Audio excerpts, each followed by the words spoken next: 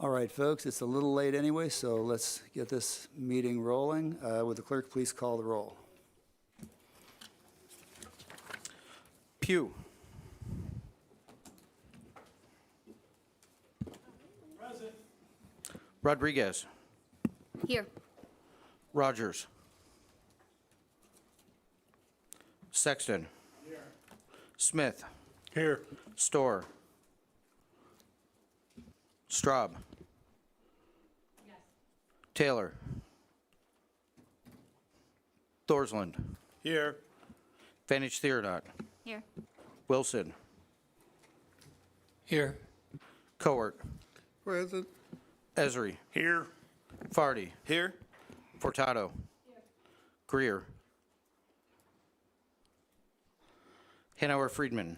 Here. Locke. Lockshin. Here. Michaels. Owen. Carter. Here. All right, we have a quorum.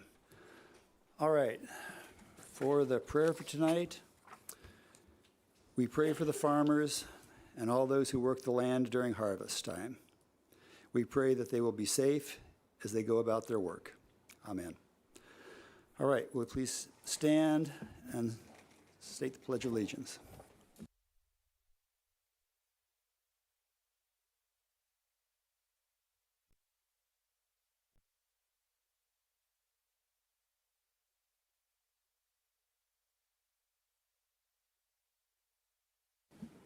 Thank you. All right, will the clerk please read the notice of the meeting? Notice is hereby given that a regular meeting of the County Board, Champaign County, Illinois, will convene on September 19, 2022, 6:30 p.m. in the Shields Carter Meeting Room, Brookins Administrative Center, 1776 East Washington Street, Urbana, Illinois, in said county for the purpose of allowing and ordering payments of claims against the county, receiving and acting upon reports of committees, and such other matters as may be brought before said meeting, which said meeting shall continue in session from day to day until the completion of said business. Thank you. All right, can I get a motion to approve the agenda? All right, JJ, and then, Aaron. All right, got a motion in a second.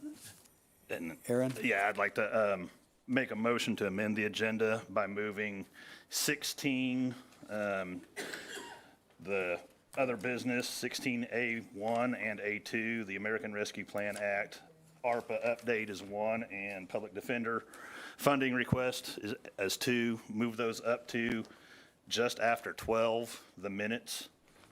So 16A1 and 2 would now be coming after 12.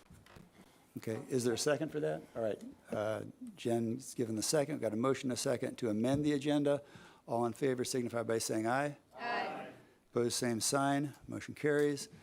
All right, all in favor of the amended agenda, please signify by saying aye. Aye. Opposed, same sign. Motion carries. Thank you very much. Okay, the next regularly scheduled meetings are listed on the agenda. Can I get a motion to approve the adoption of resolution number 2024-229 honoring county employees for years of service? So moved by Carter. Second by Thorsland. Any discussion? All right. Would the policy vice chair like to read the resolution? Yes, Executive, I'd be more than happy to. First of all, my understanding is both Matthew Weldon and Andrew Garrett are not here this evening. But anyway, I do appreciate their service, so is the county board. And Carrie, did you want to say anything about Andrew at all before I read the resolution? He's actually one of 3 Garretts that we have. We've hired running for a little bit. If you would, just come up to the mic and turn it on so everybody can hear.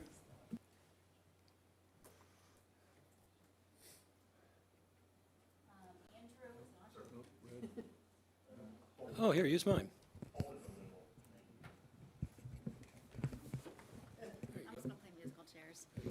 Andrew is one of 3 Garrett brothers that we've hired. He's the oldest.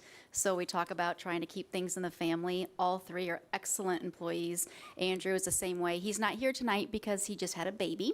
So his wife just had a baby, and he's loving the parental leave. So the extra 2 weeks he got, he's off currently.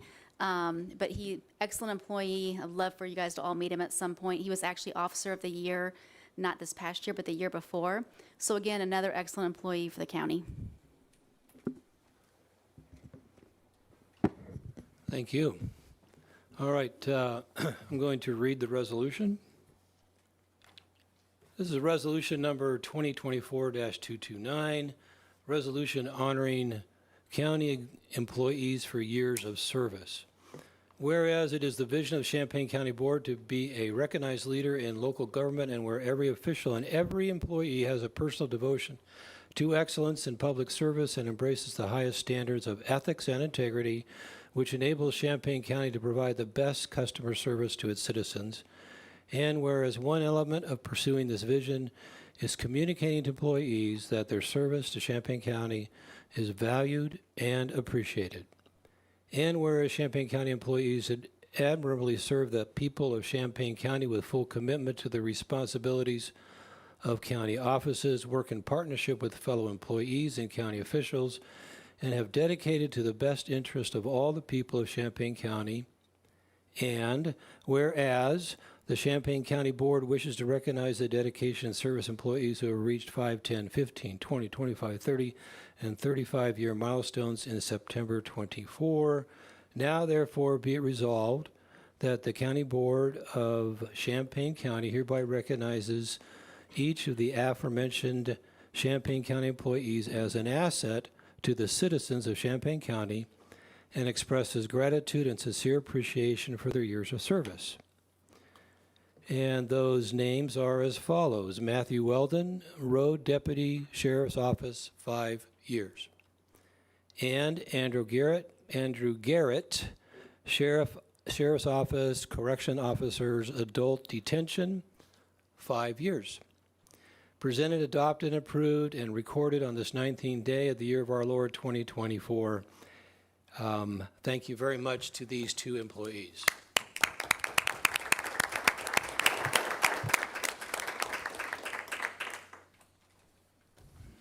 Thank you very much, Jeff. All in favor, please signify by saying aye. Aye. Opposed, same sign. Motion carries. Thank you. All right, moving on to public participation. I have some sheets here. If there's other people of the public that would like to speak, please pass the slip up to me. All right, first up, Jeanette Ellerby.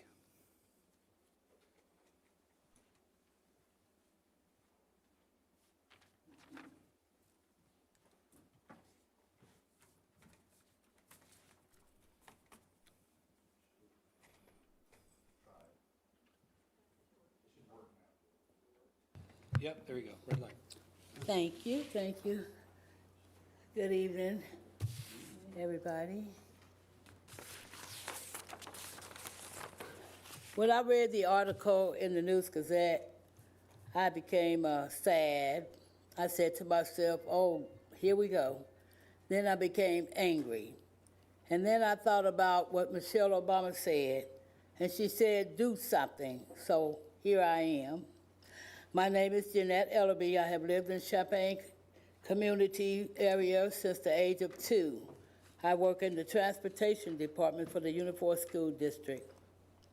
I have known Miss Samantha Carter for over 20 years. I believe that Samantha and I connected because we shared a common interest in love of community. I admired this young single mom who was always speaking out on the behalf of the people. She was always showing her compassion for others, and she was an advocate for the young and the old. Now, mind you, while she was doing all this stuff out in the community, she was also trying to grow her cosmetology business, and then she was working hard to open up her school. She was always talking about giving back to her community. I was so proud of her when her dream came true, and believe me, it was not an easy task. But she never gave up. Samantha did give back. Once the school opened, she has given several scholarships to her students over the years. building relationships. I was a director for a youth program, and we wanted to introduce our young people to Black-owned businesses in the community. We were teaching them on having hope for the future and how they, too, could become entrepreneurs. Mrs. Carter volunteered to speak to those young people, and she shared with them some heartfelt truths about her own life and how she got where she was.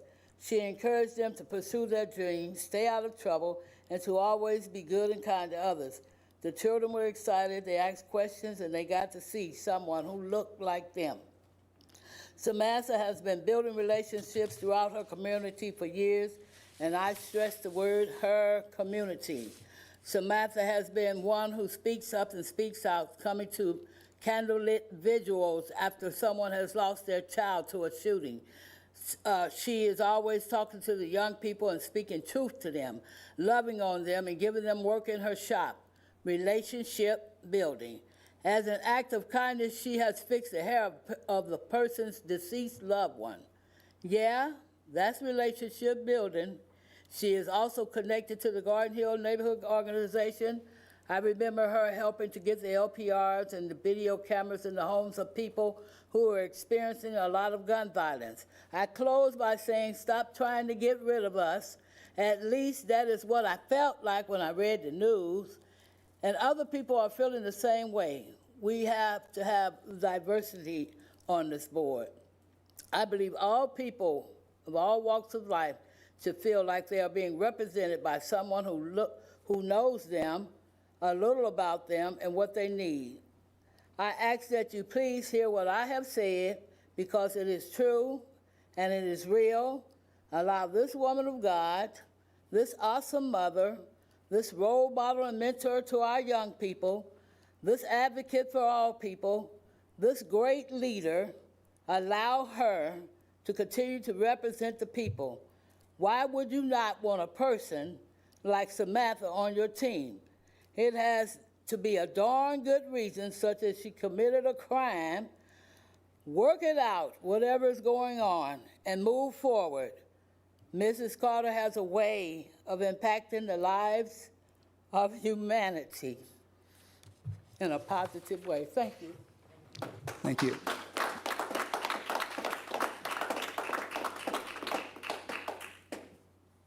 Okay, next is Ray Camus.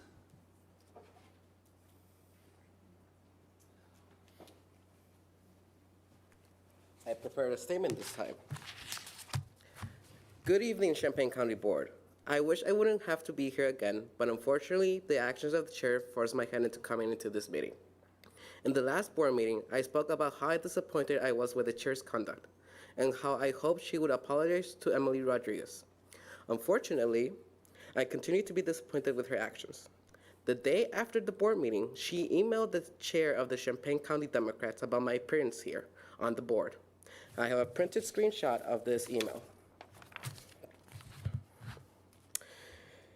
In this email, she accuses the chair of the Democratic Party of sending me here to appear before the board. And I quote from the email, "Hi, instead of having that young man come and speak about unity and the importance of working together, it is shameful using him to keep up lies and confusion." End quote. This is not the entirety of the email, but these are the parts where I am mentioned. I would like to begin with the fact that I did not even talk about unity or about working together in my previous appearance. I came here to speak solely on the conduct of the chair, and particularly the blatant targeting of Emily Rodriguez. Secondly, I'm not being used by the chair of the Champaign County Democrats. It is an insult to my intelligence for you to think that I'm being used as a puppet.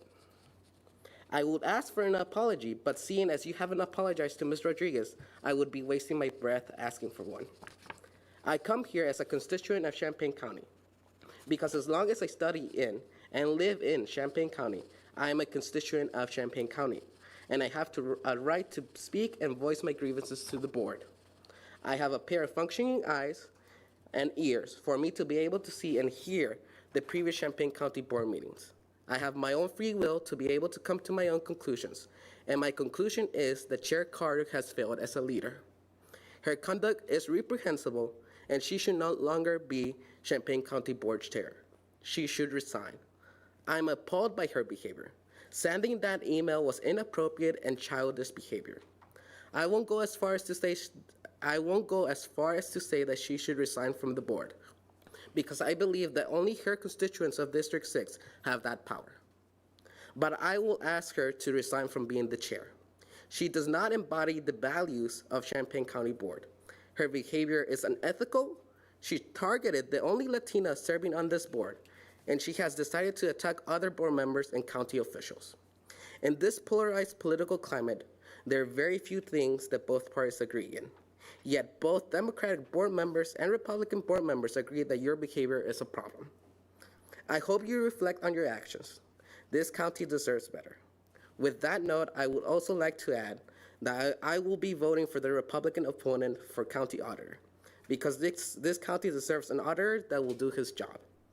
And I implore other Democrats to do the same. If you are in favor of removing the elected auditor or not, this county deserves better.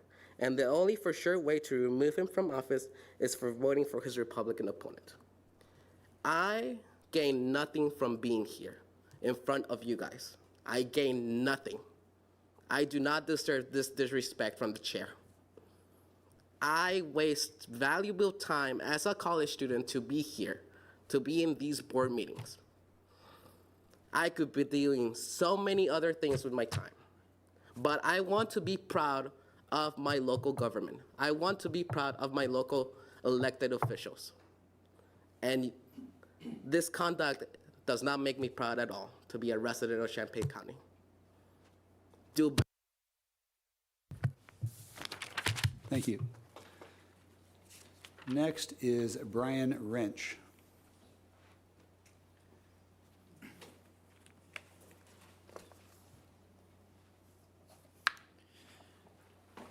Good evening, everyone. I'm not speaking about the subjects as my prior peers are. Thank you for your time, and thank you, Jeff Wilson, for a quick reply on an email last night. I was kind of late when I sent the email. I'd like to air a grievance about a situation in northeastern Mahomet in District 1. For the last 2 years or so, we've been experiencing constant yet random explosions. The area specifically is the township and not the village. Therefore, it is covered by the Champaign County Sheriff's Department. Just in the last 2 days, I've heard and called in 3 explosions between the hours of 7:30 p.m. and 10 p.m. 2 of them happening last night. Both times I called authorities, Mahomet PD and Champaign County Sheriff's Department. I'm asking for help resolving this. I'm an Afghan war veteran. I spent 22 months looking for improvised explosive devices. I didn't expect to have to put up with it on an everyday basis when I get back home. I don't know if I can request additional personnel from the Champaign County Sheriff's Department. It takes 25 minutes plus to an hour for them to respond to the area that I'm at. I believe in doing the right thing, even if it's difficult, and I assure you, it's incredibly difficult not taking things into my own hands. I want the system to work. I hope me coming here provides some more attention so we may find a resolution. Additionally, today I took time out of my day. I took time off of work to go to the Champaign County Sheriff's Department to bring additional information forward that I've gathered, as well as submit a FOIA request for body cam footage and reports. Turns out there hasn't been a report filed even as far back as August 31st, when a deputy responded and talked with me. No wonder that it's not being addressed, as there aren't any reports on it. The office did take my FOIA request. However, when I asked about the screenshots I printed to turn in, I was told, call dispatch. They'll take them for you. I called dispatch, and they said they're not sure why the office told me that, but they'll have a deputy call me, and so a deputy did call me and gave me an email, and I forwarded those images to him. This isn't a joking matter. In fact, I'd argue that it's a matter of terrorism, and should be investigated and dealt with as such. There's someone in the community that is manufacturing and deploying explosive devices. It is without a doubt unacceptable, and the fact that I've reached out to the property manager of the apartments that it's taking place in, Mahomet PD, Champaign County Sheriff's Department, and even the ATF, with no resolution is appalling. As a combat veteran, I can expect random explosions during the 4th of July. You know, fireworks and explosions happen during that time. I'm so thankful for our independence. But weekly, outside of that, is absolutely ridiculous. I hope there's something that can be done here, and by me speaking up in it, and so I'm not forced to take things into my own hands. And with that, I'll take on to the next person. Thank you. Thank you. Next, Mr. Blanton Bondurant.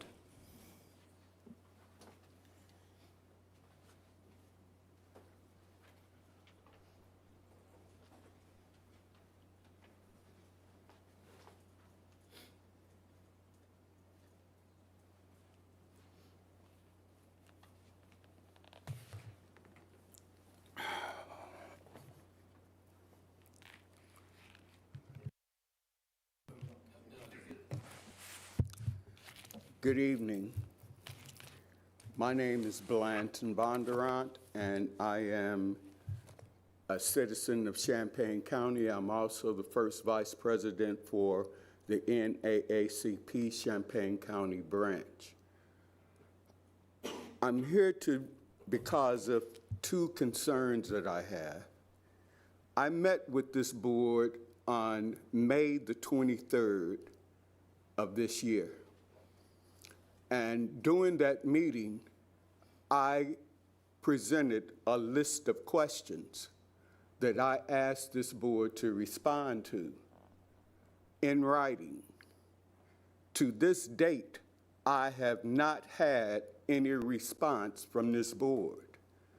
I did receive some information from your executive officer that had nothing to do with the questions that I had proposed to the board. Now, as a member of this community, I think that at any time that there is concern about how things are administrated within this county, that it deserves some kind of response. And to that, I am still waiting for a written response to those questions from this board. The information that Mr. Summers sent me had nothing to do with my questions, and to be honest, I viewed it as an attempt to control the narrative. He also requested a meeting. But the only thing I want to discuss is the answer to those questions that I proposed to this board, the questions that were brought to my organization for me to request a response for. The other thing that I want to address is the fact that anytime a citizen brings forth a question in reference to the legality of their representation, it is the duty and the obligation of this board to respond to that. This whole situation about residency that has been in the public view for quite some time now could have been easily settled. And within, all it takes is a verification. But instead, this has turned into a vengeance, from my perspective, a vengeance-seeking type of situation, where all you have to do is verify where you live, and if those representatives who pose that question aren't satisfied with that, then I suggest you meet and discuss with them. Because all it takes is a simple piece of paper. Pardon me? Now, you just interrupted me. What was your comment? Board is not going to respond, please. During public comment, it's simply your response. I'm sorry for the interruption. Please continue.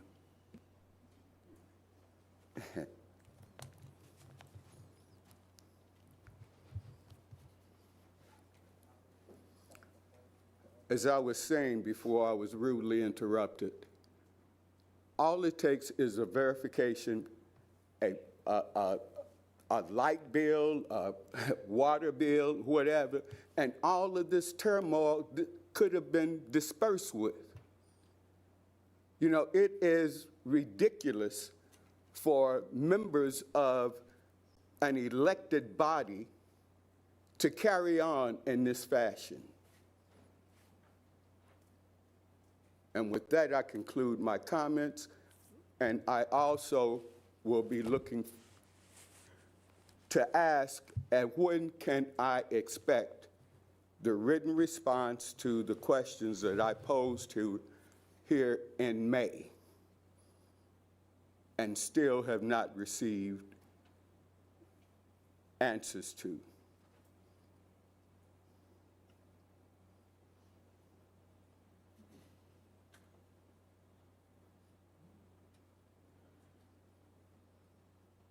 Does that complete your comments, sir?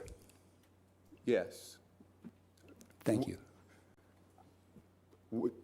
That completes my comment, but I'm still waiting on the answer to the question of when can I expect that written response, since I posed it in May and this is September.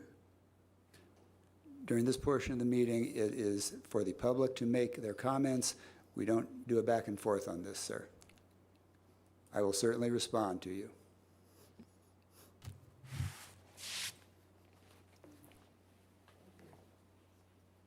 Thank you very much. Next, Keith Santiago.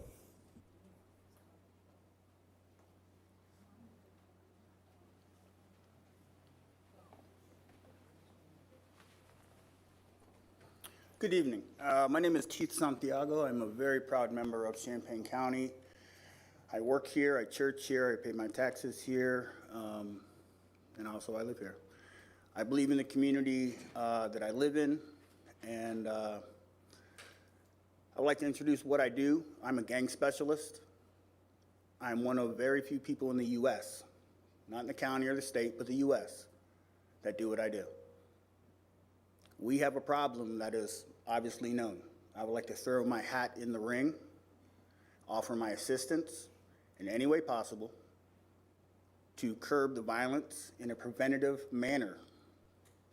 County does not have gang prevention. I don't understand this.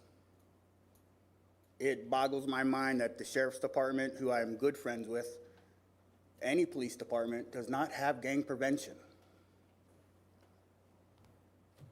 And if it's existent, it's non-existent. Now, I'm not here to point any fingers or do anything like that. I'm here to help a problem that's going to take more than just a village. It's going to take this board to make some very serious and difficult decisions on if we're going to save this generation and the generations behind it. Because we're losing them. Might not be in your neighborhood, but it's in your community. And it's only a matter of time before it's on your doorstep. So let's be preventative about it. My background, I was a gang member, 13 to the age of 28. Had a transformation through faith and a lot of hard work in South Florida to get my record expunged and completely cleared. I currently am a Champaign County officer. I can't say where, but I work with the people we work with, and we want to save. Thank you, and have a great evening. Thank you. Tell me, I want his name again. Sir, what was your name again? Could you tell me your name again? Santiago. Thank you. Thank you for your comment. All right, that completes public participation. Moving on to the consent agenda, can I get a motion to approve consent? Jen, and then Don. Would the clerk please call the roll? Pugh. Yes. Rodriguez. Yes. Sexton. Smith. Yes. Straub. Yes. Thorsland. Yes. Vanich Theonot.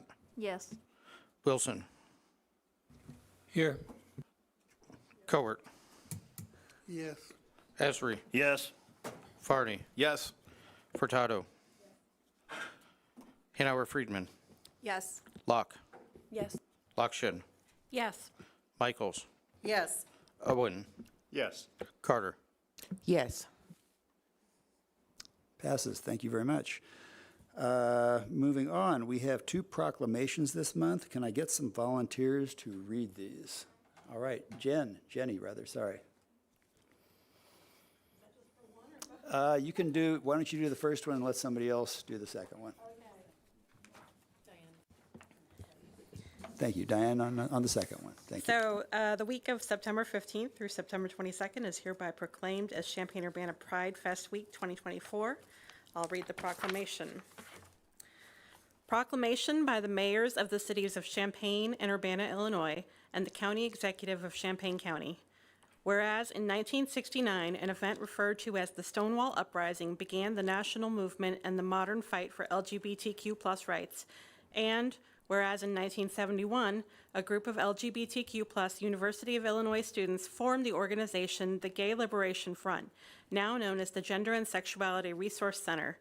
And whereas since 1972, the cities of Urbana and Champaign have been at the forefront, both in the state of Illinois and nationwide, of protecting the rights of LGBTQ+ individuals by prohibiting the discrimination on the basis of sexual orientation and gender identity. And whereas the cities of Champaign and Urbana and the county of Champaign have a rich and diverse history of LGBTQ+ representation in our government leaders, staff, and citizens. And whereas the Uniting Pride UP organization of Champaign County was founded in 2009 as an organization to advocate for the equality, wellness, advocacy, and visibility of the LGBTQ+ communities of all ages in Champaign County. And whereas from September 15th through September 22nd, 2024, Champaign-Urbana's annual Pride Fest Week will host events throughout our community, offering opportunities to learn, engage, and show support for our loved ones, friends, and neighbors. Whereas the centerpiece of this 8 days of social and educational events is the community's participation in the Pride Fest and Parade in downtown Urbana on Saturday, September 21st.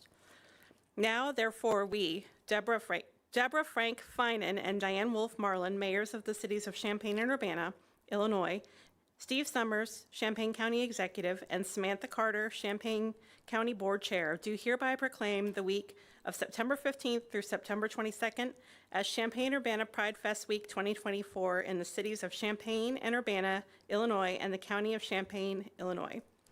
Thank you.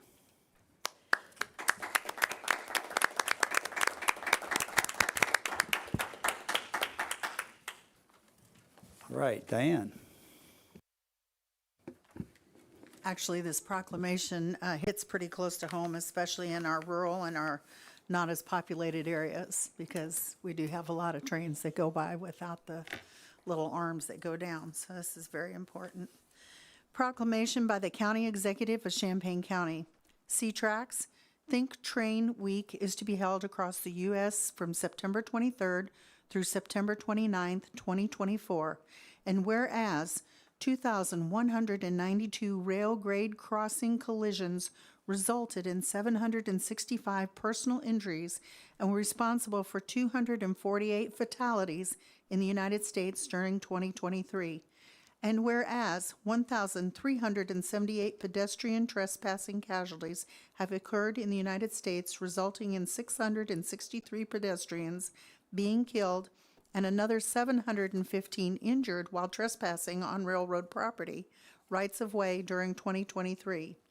And whereas educating and informing the public about rail safety, reminding the public that railroad rights of ways are private property, enhancing public awareness of the dangers associated with highway rail grade crossings, ensuring pedestrians and motorists are looking and listening while near railways, and obeying established traffic laws will reduce the number of avoidable fatalities and injuries caused by incidents involving trains and citizens.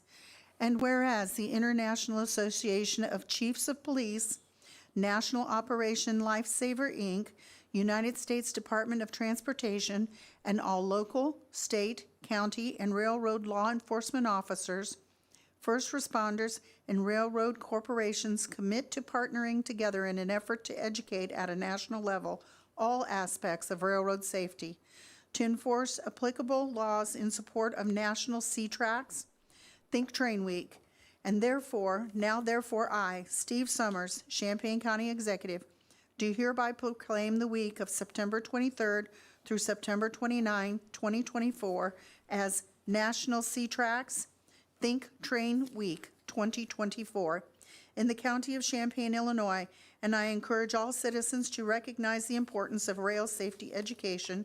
In witness thereof, we have hereunto set our hands and cause the seal of the cities of Champaign and Urbana and the County of Champaign to be affixed this 19th day of September 2024. Thank you, Diane.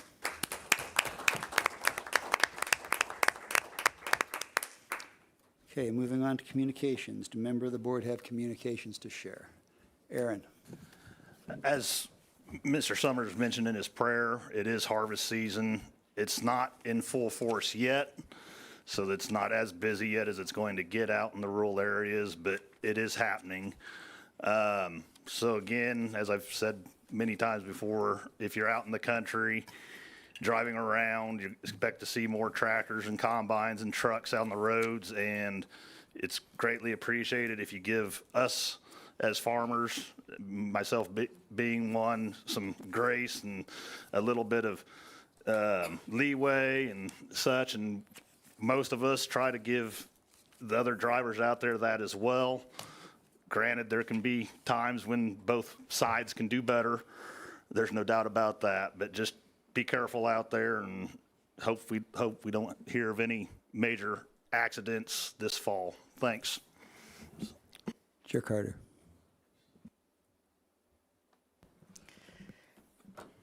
I was very disappointed this week when I too read the newspaper. My purpose of joining this board was not to feud with anyone. My goal was to help bring this community together. There has been a long-standing reputation about Champaign County Board, and some have included racism. Some have included not including everyone when the conversation is being had. And I wanted to be that person, to be the voice for the voiceless in my community. Upon being the chair in February, it seems like I have not been given the same respect as our executive. And I'm disappointed because I've done nothing wrong. I've been present, I've been active. This past week, after serving on the task force for 2 years, our broadband task force, I was not asked by Executive Summers to attend the celebration ceremony for the completion of the project. There is so much communication that is not being had because they don't want to. And I want it to end. I have so many things going on outside of here, and I try to be a positive light in every situation that I'm in, every, meeting that I'm in. I try to bring people together. I try my best, but I cannot make anyone work with me. And I just hope that there is a better line of communication moving forward. I am not racist at all. Members of my community and members of my family details all nationalities. So that has never been the case or the reason why I posed the question to Mr. Rodriguez. So I wish that would be just taken away from anyone's conversation, because that was not my purpose. I listen to constituents and I act, okay? I've done that since I've been a board member and also a chair. So when it was brought to me, I asked a question, and the question became unanswered, okay? I don't understand why there is lack of communication amongst board members, but I would like to make it better. I am available anytime. I have a very flexible schedule. If anyone would like to have coffee, if you want to have a mediation session, I want to know what I can do to make this better. I am not here to divide our board. I want us to work together so we can all help better our community. Thank you. Next, Ellie. This may come up at the very end of our agenda, but I wanted to mention right now that Champaign County recently received a grant from the Illinois Department of Public Health to support safe storage of firearms and awareness about firearms restraining orders. And especially this came up a lot in public comment tonight about gun violence as an issue in our community. So wanted to mention this now as well, that coming very soon there will be public announcements, but the county will be giving out free gun locks and gun safes that people can keep in their cars or in their homes. And there will also be a lot of training opportunities throughout the county on how to access these resources and promote safe storage so that guns do not fall into the wrong hands. Thank you. Can I raise a quick point of order? Steve, Go ahead. Did you have a statement that you wanted to make? We discussed this earlier. I had talked with members of the general public in the audience with regard to it, so I think I touched most of the bases. If I'm remiss, I talked with media about it in particular. There have been some folks that have talked about or expressed concern about the board's discussion of changing of leadership. That type of action would have to be an agenda item on the board to take place. There is no such agenda item on the board, on the agenda for tonight. So that said, no action is going to occur tonight with regard to the board making a decision on any change in leadership. Thanks. Thank you for reminding me. Okay, where was I on people that had, okay. Jen, go ahead, sorry. Lots of exciting things happening in our community. This weekend, as has been mentioned, is the Pride Festival in downtown Urbana, the Black Arts Festival at the iHotel, and then on the 26th of October, we have the Disability Resource Expo through the Mental Health Board and the Developmental Disability Boards. It's a big deal. It's at Marketplace Mall. Starts at 11 a.m., although I have p.m. on my calendar. Whoops, gonna fix that. And on the same day is the Black Mental Health and Wellness Conference at Parkland College from 8 a.m. until 4 p.m. You do need to register ahead of time for that, but there's food. Both of these are highly recommended events, as are the other two. Thank you. All right, Stephanie Furtado. I wanted to thank the board. I mentioned in the last public comment that the nearly 800 food and building service workers at the University of Illinois, where I work, are barreling towards a strike. In just full disclosure, that includes somebody I love very much, my husband. And since then, the board has been, members of the board in individual ways have been outrageously supportive. They had a big rally last week. 4 board members showed up. They've been amplifying it on their social media. They've been reaching out to ask how they could be supportive of these workers, and it means a great deal. And I also specifically wanted to thank Deshaun Williams from our treasurer's office, who, along with Chandra Bishop for the Champaign, or the Urbana City Council, brought water and coffee and other drinks out for the workers that were protesting. These are some of the most vulnerable workers on our campus, especially in food service. It is a predominantly women workforce and predominantly women of color workforce. And they all get laid off every summer. Not all, but most of them do. So I wanted to thank the board personally. The outpouring of support and love just has been, it has been noted by those workers. I've had several people, some of the building service workers that I know from being on campus for a long time, have mentioned, wow, the county is being really supportive. And so I wanted to say that, and I wanted to thank you all very much. Mr. Wilson. Thank you, Steve. Two items. Number one, thank you, board members. This last Saturday, I want to express my appreciation for supporting the homeless veterans stand down. And this was led by Commander Cheryl Walker from American Legion Post 2019. There were a lot of vendors there, a lot of support vendors, Salvation Army, Strides, MTD, Champaign Health, Urbana Rotary Club, Illinois Veterans, Land of Lincoln Attorneys, Healing Invisible Wounds. There were 75 homeless veterans that showed up. And it was a brisk, kind of cold day on a Saturday over Crystal Lake Park, over right behind where Shellam Pool is and stuff like that. But anyway, it was really a blessing to be there and love on the veterans. Shoes, socks, hats, coats, sweaters, and lots of hamburger and hot dogs. Anyway, thank you to Cheryl Walker that organized this, and thank you, Champaign County Board, for funding that through the ARPA funds. And then item number two, it was my pleasure to attend American Legion Post 559 on the 9/11 Day of Remembrance. And that was led by American Legion Post Commander George Love, great guy. The guest speaker was City of Champaign Timothy Tyler, and the mayor of Champaign provided a proclamation.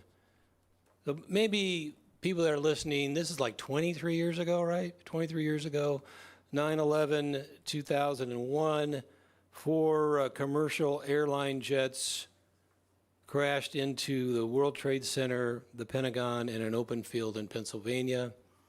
There were 2,977 people that died. And then after that day, there were a lot of people that volunteered and signed up to serve our country to fight terrorism. And I definitely appreciate all those men and women, families that stood up to do that.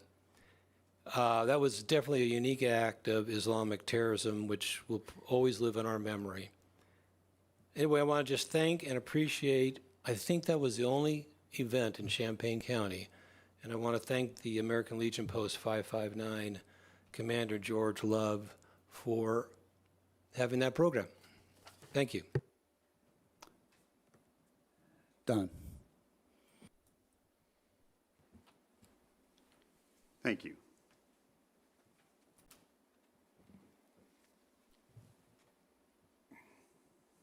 Sorry, I had to reset my brain for a second there. I think I'm good now. Recently, I had the opportunity to attend another elected body's public meeting, and a couple members of that elected body expressed some concern about they had not been able to really educate themselves well about the genocide that is happening in Palestine. And so I thought I'd take a moment, maybe every meeting, to talk about opportunities. I've been involved in at least 6 opportunities that are educational opportunities, ranging from Palestine 101 to teaching your kid how to talk to your kids about Palestine, to a number of film events that have been hosted right here. And the people that put those on, the people that organize them, continue to do educational events probably twice a month. They're pretty easy to find on social media, but I will highlight a couple that are coming up soon. I encourage everyone to educate themselves about the genocide that is occurring. First and foremost, right after this meeting, I will be heading over to the Gallery Art Bar in Urbana. The 217 Film Festival is actually screening a premiere movie called We Will Not Be Complicit that was put on by the CU, it was not put on, produced and created by the CU Muslim Action Committee right here in Champaign-Urbana. And then in a month, I'm working with some people over in Decatur, and we're hosting a screening of a film documentary called Where Olive Trees Weep. That was shown at the Independent Media Center earlier in the summer. It will be at the Decatur Public Library on October 12th at 1:30 p.m. And as I said, I'll take a moment every meeting to make sure that people know how they can educate themselves, because it really isn't in mainstream media, and that's intentional. Our tax dollars are paying for genocide, and we should know what is happening with our tax dollar money. Changing gears, because as Jenny Lockshin read in the proclamation, the very first whereas talks about Stonewall. Right now, as this is going on, an excellent documentary called Stonewall is being shown at the Anthem Bar in downtown Champaign as part of Pride Week. And I know we can't all see it, but if you're watching from home, turn us off, run down to downtown Champaign. Much more interesting and more educational. But you can catch it on streaming services. So thank you, that's all I have. Thank you, Don. Anyone else? Brett, go ahead. Sure, just a few things. Yeah, for SEIU 73, please get a hold of Stephanie or Gus Wood. They can use whatever help they're coming in. They're coordinating it, so please reach out to them. From Post 559, I am a member, so I want to thank Mr. Wilson and Ms. Carr for showing up for the 9/11 memorial. Thank you very much. And yes, this Saturday is the Pride Parade. It is at 1 o'clock. It will start at the southern parking lot at Lincoln Square Mall, and it'll wrap around the west side and end up on the north side of downtown. It'll be short, so people will be packed in. It's nice to us marchers because it's not 14 blocks in the hot sun anymore, more like 5 or 6, so we'll really appreciate that, but we hope to see everybody there, and please wave to us if you see us. Thanks. Emily. Thanks. So last meeting, I raised the question of bringing to the board a question about our county board leadership. I believe that it is high time that we do have a public-facing conversation about this, and a serious one at that. In the past months, multiple county board members have asked Ms. Carter to step down because of her choices and her behavior. I think it makes sense to, again, have a formal conversation on taking a vote to remove her as chair. I want to point out that for the agenda today, it did not make sense to put on, I believe, for logistical reasons, as I understand it. We will pick up this question again at the next meeting or the next meeting, but we will have that conversation. I also want to point out, if this vote were to be held tonight, Jen Locke would be our chair for several reasons. For the chaos that the chair inserts into regular board functions and makes it difficult to perform basic government tasks. I just want to point out that despite consultation with the state's attorney's office and extensive mentoring by various board members, the chair continues to misunderstand and misuse the role of board chair. I look forward to having a conversation as a board as what to do.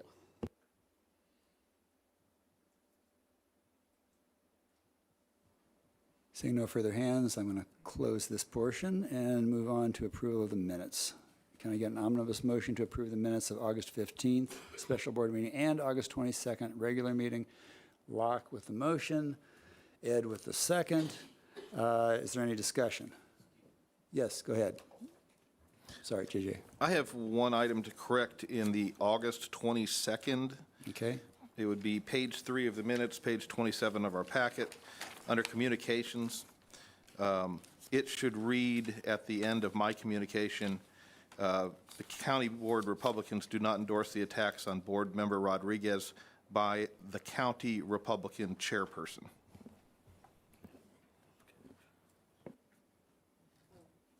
Where is that? It's near the top. Oh. All right. Noted, and we will make that change. Thank you. Okay. Any further discussion? Seeing none, all in favor, please signify by saying aye. Aye. Opposed, same sign. Motion carries. Okay, I think in the amended agenda, we now move to American Rescue Plan Act and Kathy, and I think followed up with our public defender. Welcome. Good evening. We've included the monthly update in your packet, and we're currently focused right now on communicating with all of our agencies and departments on the timing of their projects to make sure that there's no funds that need reallocated at some point in this next year, and especially with this budget cycle for next year. And then we are also communicating with everyone to see if there's any deadline extensions, timeline extensions that need to be made, and making changes to any budget changes that they have for their projects and any amendments to agreements that we need to make. And then we also continue to make the payments and do the reporting as well. And so I'd be happy to try to answer specifics if you have questions. Any questions from the board for Kathy? Jeff? I don't know if this is a question, it's more a request. And I'm not sure if this is the right place to make this request, but I would like to see the fulfillment of the request by the state's attorney's office to acquire their 10 printers that they've asked for. And I'm wondering if that can be allocated through ARPA funds or the additional interest that's accrued. So hopefully you'll all correct me on this. I love correction. Anyway, it's to the tune of $11,890. I remember Julia Reitz explaining that definitely was affecting them, and I'm thinking $11,890 would be appropriate to buy those printers. Thanks. Stephanie? So the plan is on next Tuesday, we are having our special finance meeting where that request and all of the other requests will be brought before this body, and then we have to make decisions about if we want to fund them, yes or no. If we want to fund them this year, I should say. If we want to fund, how we want to fund them. So, you know, general fund, ARPA funds, ARPA fund balance. So that request will be included in that at the Tuesday meeting. I encourage all of you, our finance director gave us a very thorough list of all of the requests that are out there, and that will be your opportunity to advocate for those at those time. I'm leaving town the next day, so, but my guess is it's going to be a kind of long meeting. The other thing that I shared in our caucus is what Kathy just described.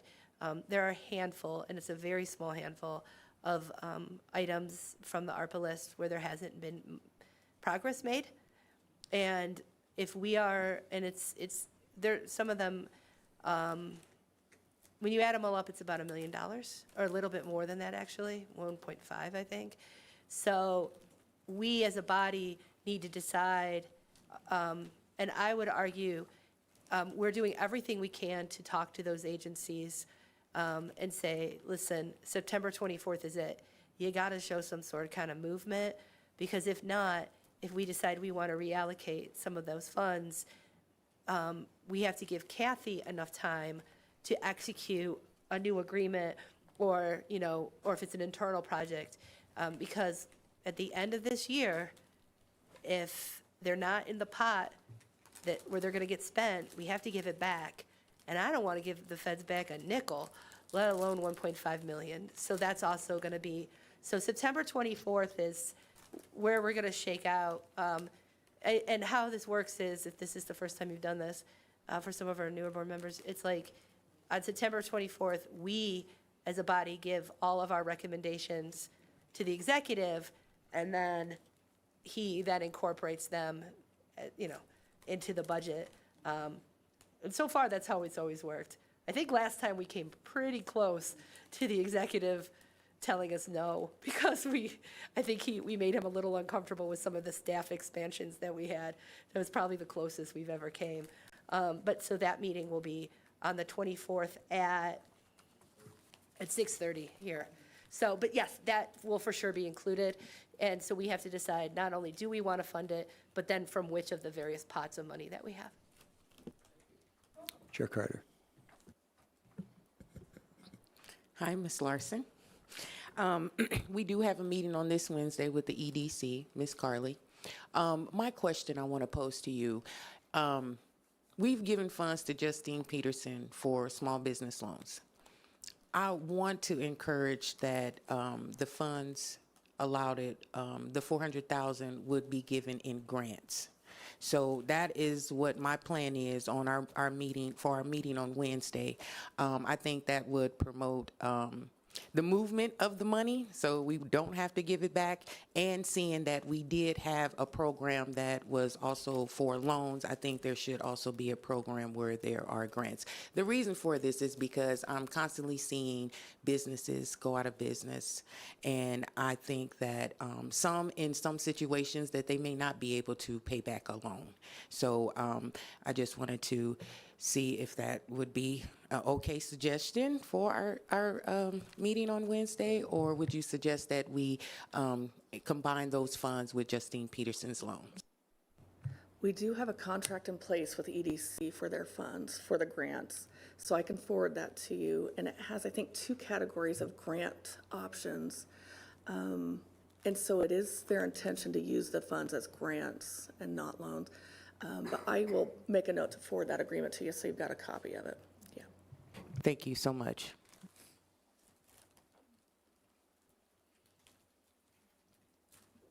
Really? I'm surprised. All right. Thank you, Kathy.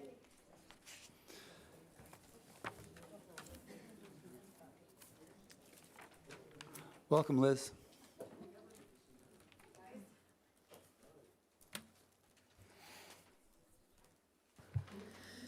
Hello, everybody. So you all would have received my memo. I'm requesting $15,000 in expert funding to bring me to the end of fiscal year '24. I'm happy to answer any questions about what I plan to do with it. And I'll just be honest, I think I'm kind of squeezed into this portion of the meeting because there was nowhere else to put me that was as expedient. So thank you to Michelle for the suggestion to throw me into the ARPA section. I don't know where this money's coming from. I don't know if I'm asking for ARPA or if I'm asking for general fund. I really don't care. I just would like it. So I'm happy to answer any questions that you guys have. Go ahead, Michelle. So just a clarification, it's my interpretation from Liz's request was this is a little bit more urgent as it is the end of September and they have spent all of the ARPA money you already allocated for this year. So this ARPA request is independent of the budget request that they've submitted for next year, just so we're all on the same page about what we're talking about money-wise. Yes, that's correct. Go ahead, Don. So this is a question then, maybe Michelle is, so this is ARPA money. We're adding Yes, right now we're okay. asking you if you would be willing to allocate $15,000 of ARPA, additional ARPA money towards her expert witness fund. Cool. Yes. Thank you for the clarification. Jen. Hi, Ms. Pollack. For anybody who might be watching at home, since we have eyes on us tonight, could we give like a 1-minute version of how this money has been used that we've already gone through and the value in it? Certainly. So we don't have an expert line in our general budget. When I was with the Federal Public Defender's Office, we had a lot of expert money, and that was used in a variety of ways in the support of our clients. I never had to think about whether or not I needed a psychological evaluation because the money was there and we could pay for it. I never had to think about whether or not the ballistics test was valid or if I needed to hire somebody to challenge it because we had the money for that. We don't have that in our line in Champaign County. It just has never been requested before. And the previous request I made was for $35,000, which is a drop in the bucket when you're talking about funding experts. A lot of these expert fees can run between $5,000 and $15,000, depending on what the nature of the work is. Some of the things that we have used the money for are juvenile evaluations. So when you are trying to take a kid and put them into adult court, one of the things that the court must consider is their psychological background. And as it stands, we didn't have any money to pay for that. So we got grant money from the Illinois Juvenile Defense Center for one of them. We're going to pay for another one hopefully with this money. We have got independent psychological evaluations for clients. And to be clear, the court pays for a fitness and sanity evaluation. those are extremely limited in scope. So fitness is the question of fitness to stand trial. Is there a mental health condition that is interfering with a person's ability to comprehend the charges and assist in their own defense? With respect to a sanity evaluation, it's whether or not the person at the time the offense was committed was suffering from a mental health condition that impaired their ability to understand what they were doing was illegal or wrong. But those are very limited. And a lot of our clients have psychological issues that don't rise to the level of fitness or sanity. And part of what we're trying to do here with these psychological evaluations is we're trying to figure out what our clients need to not go back to jail. To use with the court to explain to the judge how this happened and how the person came to be accused of the crime that they're accused of. And frankly, it's important to judges when they're evaluating whether to send a person to prison or to try to work with them in the community to understand what led to them being there and how we can prevent it from happening in the future. Specifically, one of the requests that I used the money for was for an evaluation of a woman who was a victim of domestic violence. She was charged with first-degree murder. That we were able to get her evaluated and prove that she did not have criminal intent. She did not commit first-degree murder, and she's home with her family at this point. So this money is extremely important. It's probably not enough. If I had a lot more, I would be able to do a lot more, but for now, this is what we need to do the bare minimum, and that's what I'm requesting. Chair Carter. Good to see you, Ms. Pollock. Hello, Chair Carter. September 18th marked a one-year anniversary of the Pretrial Fairness Act. It did. I would like to hear what your experience has been since this year has gone by. Well, we have a lot of work to do, a lot more work than we had previously. We've changed around our procedures in Champaign County pretty frequently because the law is evolving. And the law was written, it was held constitutional, it was enacted, and every week new cases come out that tell us how we are to interpret that law. And so our procedures are changing. The most recent change has been that we are now holding the Pretrial Fairness Act detention hearings in person as opposed to virtually. That was a requirement of the law, was that these hearings be held in person. But there was an exception granted by the Illinois Supreme Court if operationally speaking we did not have the ability to do that because of staffing issues, et cetera. We were permitted to waive the in-person requirement and continue to do it over the video. That was not helpful because the law also gives us and our clients the right to converse during the hearing if they want to, which is why having them in person is so much more effective. But we weren't able to because of staffing issues in a variety of departments in the county. So now we have transitioned that. All of our detention hearings are now occurring at 10 o'clock in the morning. We have worked with the state's attorney's office and with the court to ensure that we have all the information we can in a timely fashion. It is a huge investment of work on the front end of cases. Because now there's a right to discovery before the hearings are held. There's a requirement of a verified petition filed by the state's attorney's office.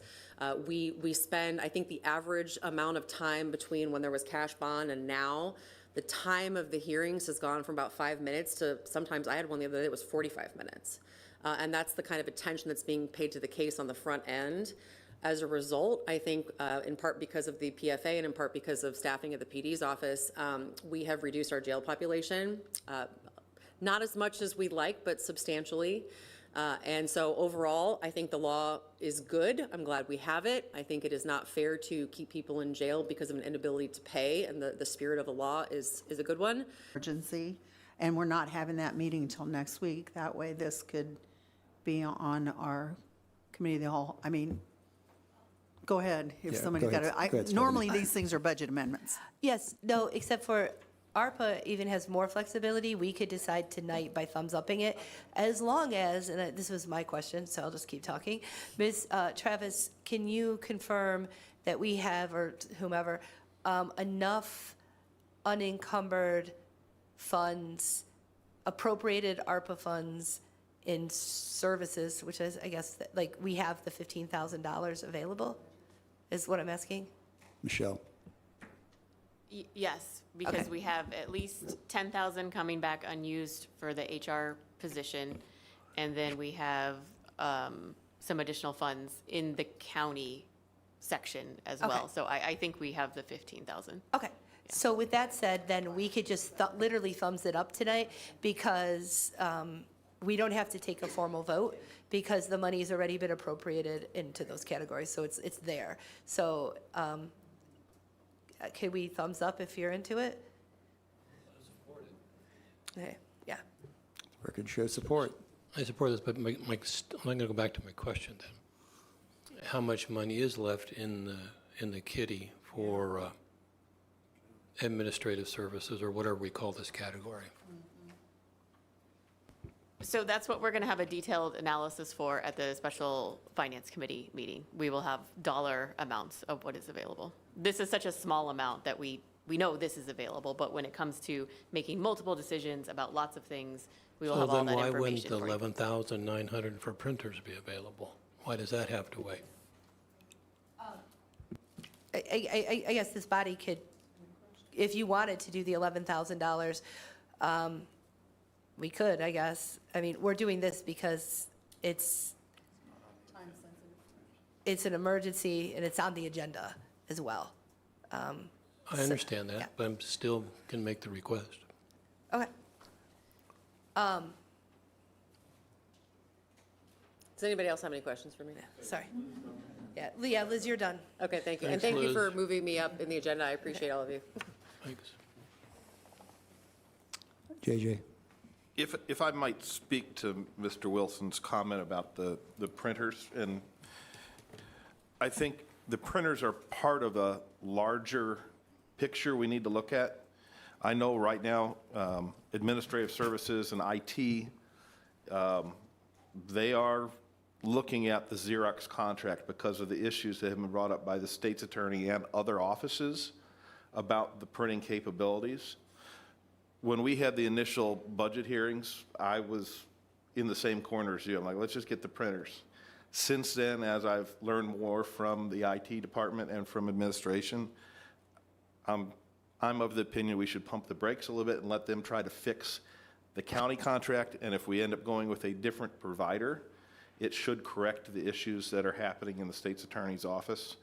And then we wouldn't have printers that are not necessary and long-term costs of paying for the toner and things like that as we go on. We went through this when I was in office as well. Everybody, there were printers everywhere, and we tried to get it back. And of course, technology continuously changes and stuff, but I think we should try to let IT fix this problem first. And then if that can't get fixed, then we address it. Thank you, John. That's a more satisfactory answer.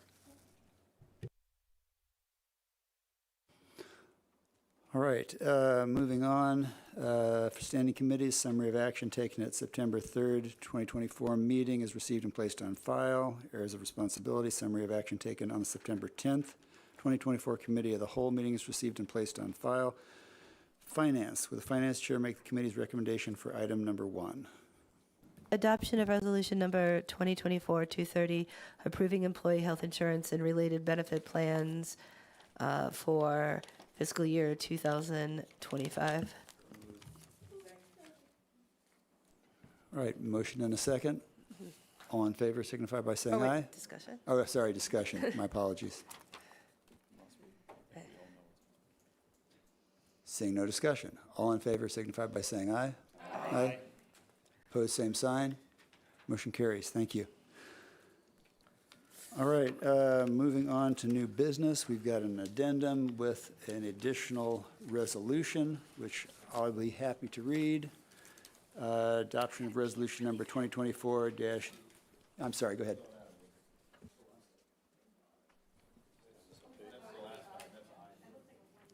I thought it was a 1. That's why I put it there. All right. Okay. All right. Striking that down, we'll go to status update of the FY 2023 audit. Auditor Danos was invited. I talked with him personally, asking him to attend. He said he was unable to attend and provided an update that you have at your place. JJ. Sorry. So we received a memo from the auditor explaining that his anticipated delivery of the audit would be to Clifton Larson Allen in mid-October, that the full review by Clifton Larson Allen would take until mid-October. In his words, technically late, but too early for any enforcement mechanisms to delay any of our RPC grants. This evening, while we were all in our caucuses, I think we all received emails from Delitzo at RPC informing us that the auditor's opinion is wrong. That, in fact, on October 1st, if the audit is not done completely, the FEIN stop pay goes into effect. Okay, so the spigot gets turned off when this is late. Once again, our auditor has shown that he is not serious about his job. He is not the one that brought this to the board's attention. This was brought to the board's attention by RPC. Thank God for RPC. They bring so much to our attention. And quite honestly, this shows how the professionals at RPC are making the case that we should have a professional as the auditor. Thanks. Stephanie. Yeah, I apologize. I had to step out. I was just really bad timing. I thought there was another thing y'all were doing, but apparently you didn't do it. So, this is on the agenda today because I asked for it to be, and it's serious. To me, the concern is, A, that it's happening, but B, more so that I talked to, I really became aware of what a problem it was by talking to our external auditor. The information from our side was supposed to be uploaded not this last Friday, but the Friday before. And even then, what Hope said was that would have been a really tight turnaround from them, but she would have done everything she could to get it done by the 30th. That wasn't completed correctly. And I talked to her last Friday around lunchtime, and she still had no indication of when it would be. She was like, I really don't know what the status is. In the memo from Mr. Danos, he said that it would be at this week. But September 30th is the deadline. And he said something in his memo about how the database kept crashing, and so they had to rebuild it cell by cell. And I have to admit, I made the joke in caucus that, I'm a professor, and if my students tell me their computer crashed, their homework is still due the day it is. And that is also very much true from the state. Not all of our grants will just instantly get turned off. Some of them, like LIHEAP and some of the grants that serve more vulnerable people, you could see there's special provisions, but we should never even be on this page. Another thing that really frustrates me is that I found out that this happened in 2022, and I was not aware of that. We got at least to the first step, and I talked to Delitzo today, and he wasn't sure if we ever made it to the second step or not. The memo that we got the email I got from the auditor came on October 20th. So it would have hey, we had a clean audit, right? So it would have been if we were on it, it was probably only a day or two, you know what I'm saying? I will say that this memo and this timeline so nicely spelled out. This is a relatively new memo, but the steps were similar in 2022. But I just found out that this happened. I was finance chair then. I was like, well, maybe, and again, maybe I'm just misremembering. Anybody else who was on the board, I actually reached out to Mr. Goss last night and was like, I don't remember. And he was like, I definitely don't remember. So what that means is our 2019 audit was months and months late. Our 2021 audit was late. And now our 2023 audit is late. When the 2019 audit was late, Mr. Danos sat right there, and he chastised RPC for, he said that they brought this up because it was political. At the time, Mr. Goss was really angry. And here's the thing, I could admit when I was wrong. And I was wrong, and he was right. And we should have done something about it then. And I apologize to the Regional Planning Commission and to everybody else who has grants in this county. We should have acted then. I try to give people the benefit of the doubt. And in this case, I was simply wrong. I am two things. I'm going to be transparent. I am going to ask that this board censure him again. I don't know what else to do, to be honest with you. I don't know that it makes any difference, but I do think that there should be some record that this isn't okay. And I agree with Mr. Farney that I think that this indicates that there's something systemic wrong with the way this system is set up. If our audit could be so late that it is jeopardizing grants, and we as a body don't even know about it, right? That means there's something wrong with the system. And so and to be honest, that's why, this, not because of the behavior of this particular auditor. I've been talking about that I think that we should have a non-elected audit system for years because there's nothing we could do. And I have to admit, I was pretty frustrated in caucus because I just got this memo from Delitzo. And literally, in the parking lot, I was talking to him on the way in, and how different this is compared to the sort of dismissive memo we got from the auditor. And we just had RPC here. We were clapping for them, for the work that they do, right? And so I also would like to ask administration that if you have any funding available to do public education, just like we're doing around the tax referendum, if you have any money available, I don't know, to do public education around the auditor question, I'm asking that you do it too. Again, not advocating, because I know we're not allowed to, believe me, I'll be out there advocating as a personal citizen.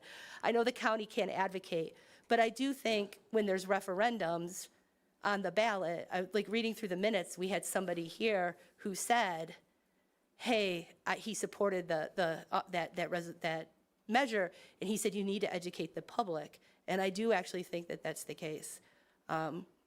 So I'm making that request, that if you have any funding available, that you also, listen, I want to get the tax passed, and I think it's super important, and I think educating the public about that, anytime we raise taxes, we should be letting the public know what's going on. But I don't want that other referendum to just kind of fall by the wayside. I think the public education piece should be about both of those issues. But I wanted to talk about the gravity of this, that this is actually something that matters a great deal. And I'm hoping we never get to step 2. And it's not, again, it's not just RPC, it's their grants, but we have grants all over the, you know what I mean? It's the grant that Ellie just talked about. Do you know what I'm saying?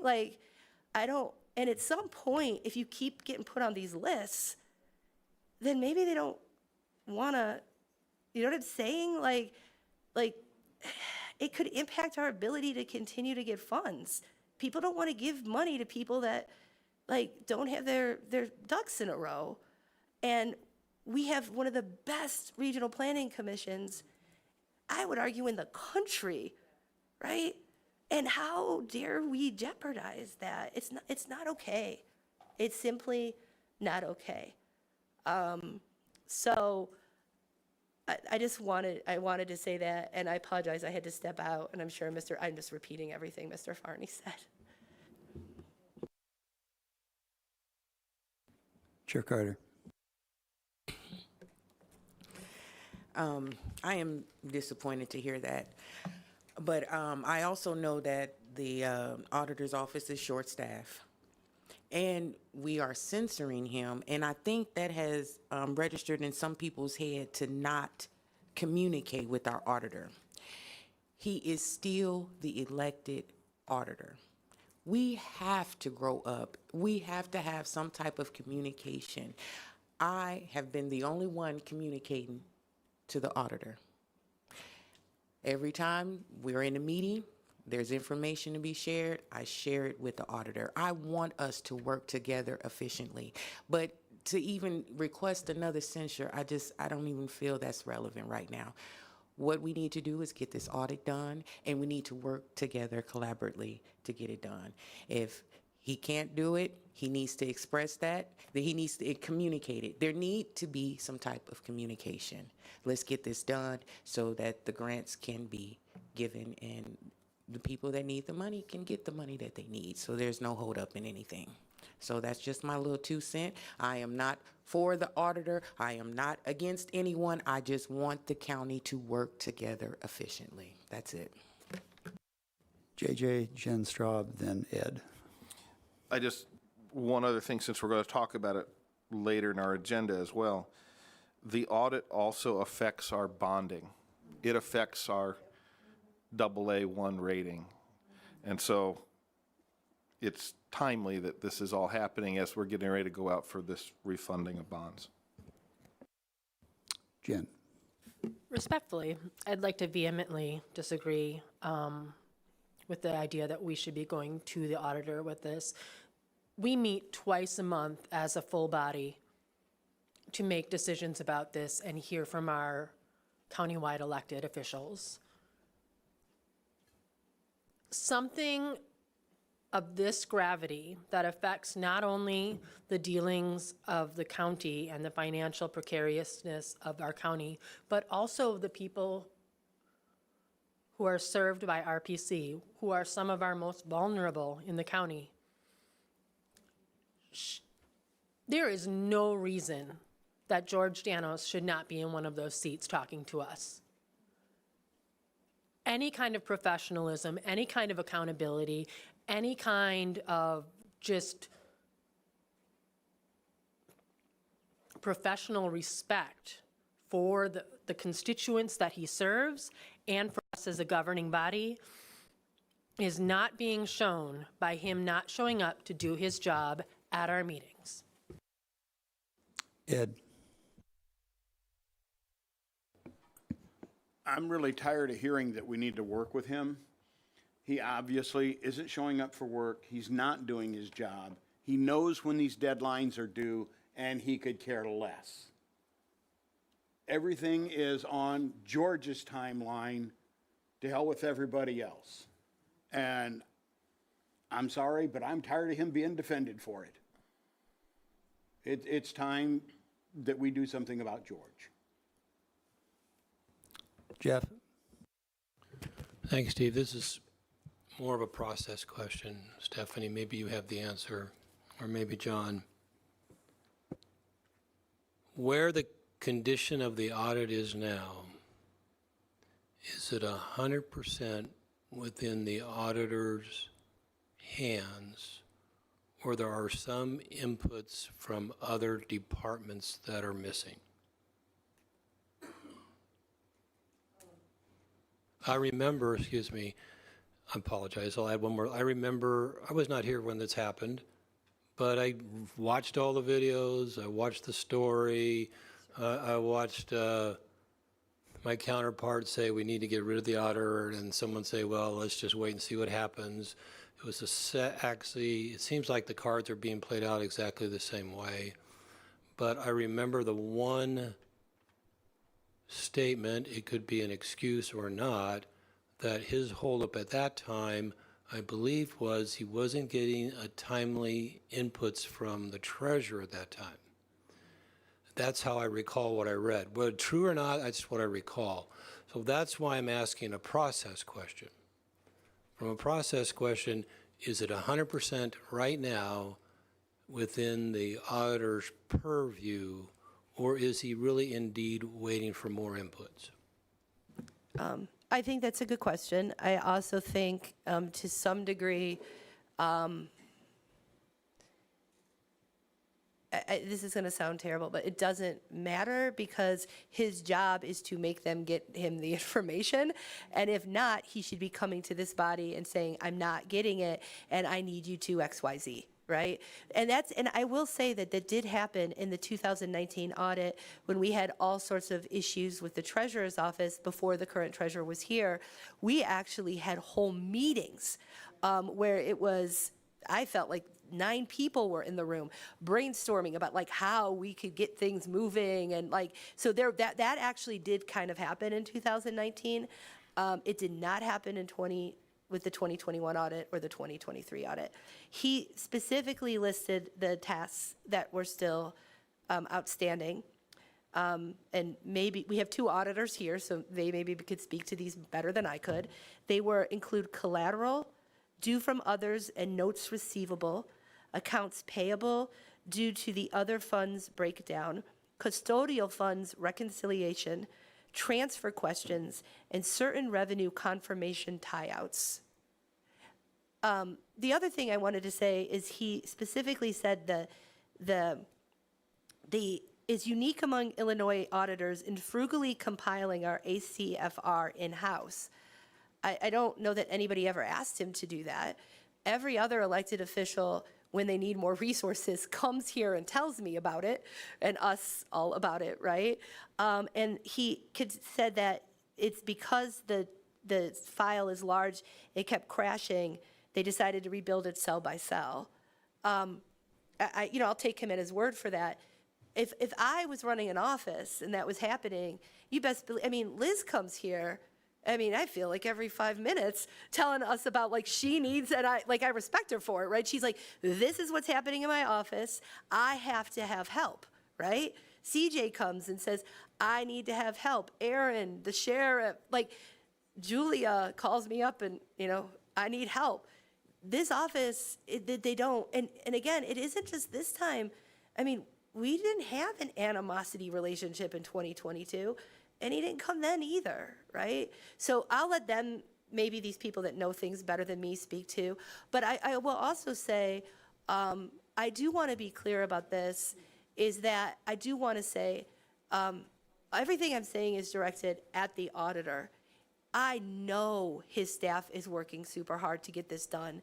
I want to be really clear, I feel like they're kind of like heroes in my book for what they've had to put up with and the work that they've done. And I also want to say that it isn't Orion, who used to be the deputy auditor and now is at RPC. It's not his job anymore. He's stepping in and doing all sorts, let's be clear, RPC is billing the county for it, but he's stepping in and giving of his time and expertise trying to help this get done too. So I just wanted to say that I did want to make sure that my frustration is squarely on the person in charge, not the staff who are trying to get the work done on the ground.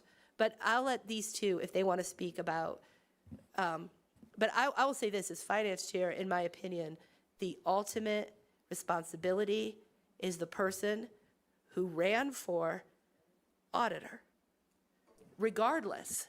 Right?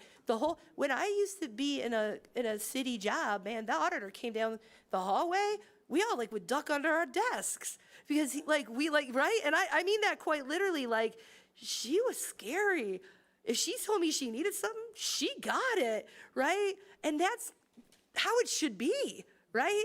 And if he's not getting what he needs, he should be in here telling us, hey, listen, this department isn't giving me what I need, right?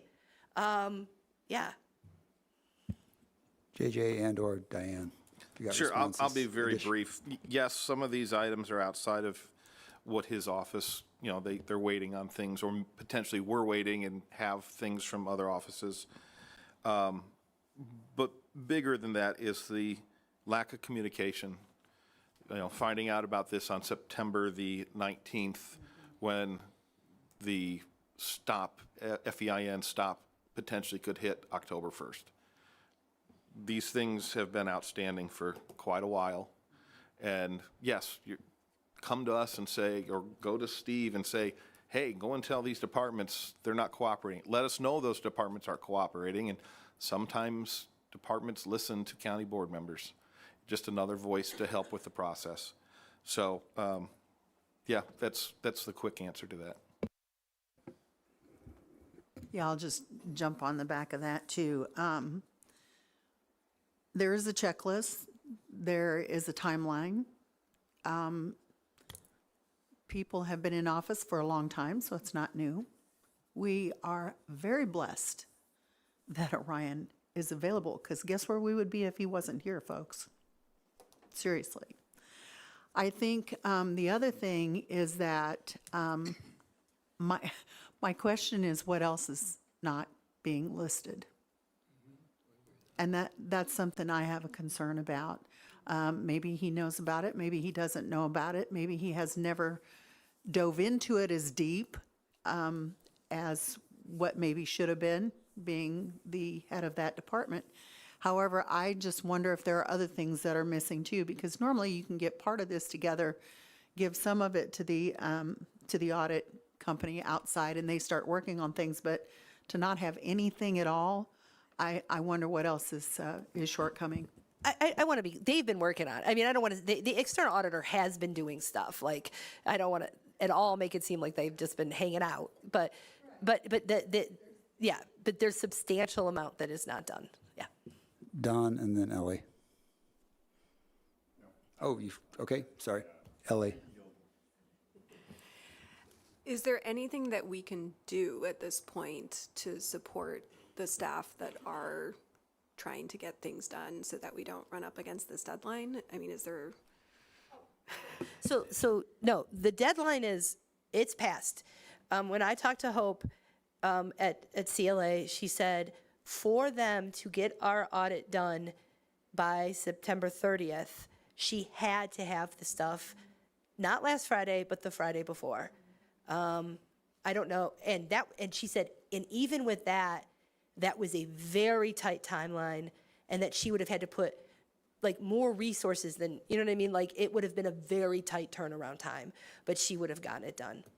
I will say that the one thing that in George's memo that I do think she agreed with is we have always had the board's update about the audit has been for a while now, has been scheduled for October 24th.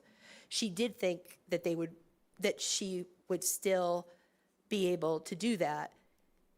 Although she did say, if I get what I need, right? But as of then, she thought October 24th that she could still come present to the board, which means it would be done then. If that's true, we would only get to step 2, right? And we wouldn't necessarily, well, actually, as far as I could tell, step 2 and step 3 are actually concurrent. But so we wouldn't get down to the 30 days past due, where more serious things happen that's on this memo. But yeah, so all of that is to say is that at this point, it's like we just got to get it to them. But I will tell you right now, we will be on step 1.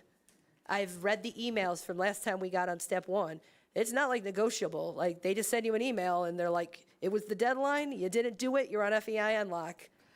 Right, so I guess my question is really, is there anything we can do to prevent us moving down the list of steps at this point? I mean, do they need extra help?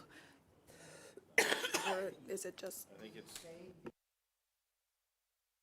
I think, honestly, at this point, trying to bring somebody up to speed would be really, really difficult. Yeah. Jen. So when we got this memo, I'm blessed to live with somebody who teaches audit.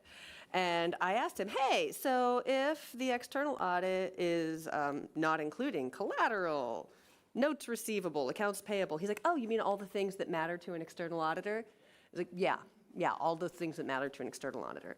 Having a CPA as an auditor should mean that we don't ever have to worry about this. And we do have to worry about it. And Mr. Danos's memo to us telling us that it's coming, I expect our delivery draft this week. I'll believe that when I see it. But if, it will not be Clifton Larson Allen's fault that it takes them time to do a due diligence review. If a lawyer doesn't show up to the PD's office, someone else comes in. If somebody doesn't show up to the state's attorney's office, the office rallies. If somebody's not at the jail, if there's not enough correctional officers, somehow the jail still runs. We have a CPA right there who should have been doing this, and it is. It is proof that we need professionalism and that perhaps it's time. Aaron? Yeah, just a comment. I agree. The buck stops with Mr. Danos, the elected official. He should be in there right now working on it. I mean, maybe here answering our questions, but he should have came from his office and should go right back to it and burn the midnight oil, burn the candle at both ends. Get it done. If he can't do it himself, you know, why did he put his qualification was the CPA. The buck stops with him in this case, especially, as has been said, it's not his first go-around. It's happened before. He knows the process. He should know the process at least. So the buck stops there, and like I say, he should be here answering our questions maybe, and then go right to his office and sit down and start working on it again. Sure. So just for clarification purposes, and I want to direct my question to County Board Member Ms. Lorraine Coward. Has this ever happened before in the past where the auditor has been late with the audits in your tenure on the board? Or is this something that's just happened since 2020, as they stated? I just looking for clarification. No, I think it's happened before, but not to the magnitude that being presented to us today, you know, because it is always fully staffed. And like I say, it's something that's not a reoccurring thing. But it has happened in the past. Prior to 2020?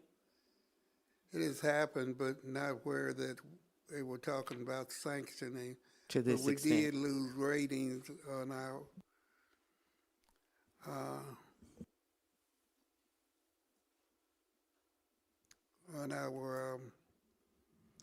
borrowing power, but it got corrected real quick. I think we should just ask Dano to come in and talk to him, because if he needs more staff, we should be figuring out how we're gonna get this here staffing situation together for him. Because when it boils down, it's the county that's losing, not Dano. Thank you for your comment, Ms. Lorraine Coward. JJ, do you have another comment? Yeah, so that folks at home or board members that don't know the timeline, just for information, the county's fiscal year ends December 31st. The initial date that the auditors always do is 6 months later, so June 30th. And then you're allowed to apply for a 3-month extension that ends September 30th. It has been the county's practice to automatically apply for that extension going back to when I worked in the county clerk's office. So we're talking 20 years ago. This is just, it happened under Tony Fabry, under Mike Frericks, under Jerry Parr. It's just always been that way. And so that part, you know, needing 9 months to do the audit, that has never been a problem. It's hitting that September 30th date. That hasn't, I can tell you it didn't happen while I was in office or while Diane, and I don't remember it happening while Tony Fabry was in office. And then that would have been when I started working with the county. So like 2007 or 8, I think, is when he started. So maybe before that. Stephanie? I will also, I don't want to pile on, but I do also want to make the point that when we set up our ARPA money initially, we gave this office an annual amount of money, recognizing that having $40 million of extra very complicated things going through that office might make things harder. And I think it was like 20-something thousand a year, something like that, to give him more help for staff. And this year, I think it was this year or last year, he told us he didn't need it no more. He said he was good. So, like, it's not even, right? Like, I have every other elected official in here begging for help. In this office where it's like the help we gave him, he rejected, right? Like, we literally gave him money to, you know what I'm saying? He could have had that person, he could have hired somebody part-time who just did that part of it and then like freed up his other staff to work on this. And he said, nah, I'm good. I did want to mention that. And also, listen, no matter how much I have frustration with somebody, if he had come and said, I need help in order to get the audit in on time, I would have been the first person who said, we got to get him help, right? Like, right? Now, I don't usually interject my opinions in these meetings very much. These are your meetings. I'm just chairing them. But I do want to add in terms of communications with George. His chief deputy submitted a resignation and then changed her mind and wanted to have her job back. George thought that was not a good idea. I met with George and asked him, I said, can we work out some kind of a transition where I understand you don't want her to stay on your staff, but where she could stay and we don't lose any ground on working towards completion of the audit. And he told me, nope, I'm good. Go ahead, Jen. I sat in at that meeting and offered George suggestions on where he could find somebody, and he didn't just tell Mr. Summers, I'm good. He said, I'll roll up my sleeves and do what needs to get done. This is the product of that. Michelle, do you have something to add? Yeah, just on the communication, again, just so everyone's aware of the whole process, there's a monthly audit meeting of all the departments who have to contribute materials to the audit. So auditor, treasurer, circuit clerk, GIS, there might be one or two other departments. So there is regular, frequent communication about what the auditor's office needs, who's behind on what. There's a little public shaming if you get called out. So the issue of communication and him not being provided the information that he needed, I don't think is a viable reason. I've sat in on a couple of the meetings and have not heard of issues where he can't move forward because he doesn't have things. That's not what I've witnessed in my participation in those meetings. So.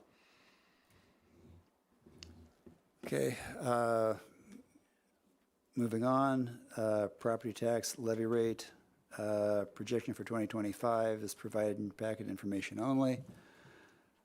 Let's see. Can I get a motion to approve the release of RFP 2024-004 cash management services for the County of Champaign? Eric with the motion, second with Jenny. Discussion. Seeing none. All in favor signify by saying aye. Aye. Opposed, same sign. Motion carries. I just want to preemptively, CJ is ill with whatever cold everyone seems to be getting. Otherwise, she would have been here tonight, so. All right, let's see. Adoption of Resolution 2024-231, authorizing payment of claims. Can I have a motion? Aaron with the motion, second with Beth. Any discussion? Hearing none, all in favor signify by saying aye. Aye. Opposed, same sign. Motion carries. Adoption of Resolution number 2024-232, approving purchases not following purchase policy. Can I get a motion? Ellie? Point of order. Can I move to have us consider these separately? I'm not sure procedurally. The different purchases. Could you just strike one if you don't want to like just remove one instead of having to do all 8 separately or something? Can I point of order the point of order? If we strike one, will it then just not, like we won't have paid our bill? Bingo. Are you shaking your head, no, I'm wrong, or are you shaking my head, no, I'm right? I didn't mean not do it. So the bill gets paid. The bill's already been paid. Cool. Yeah.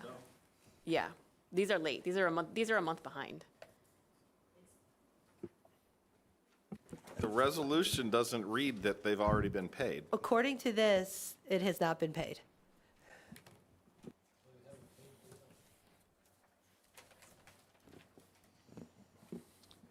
JJ.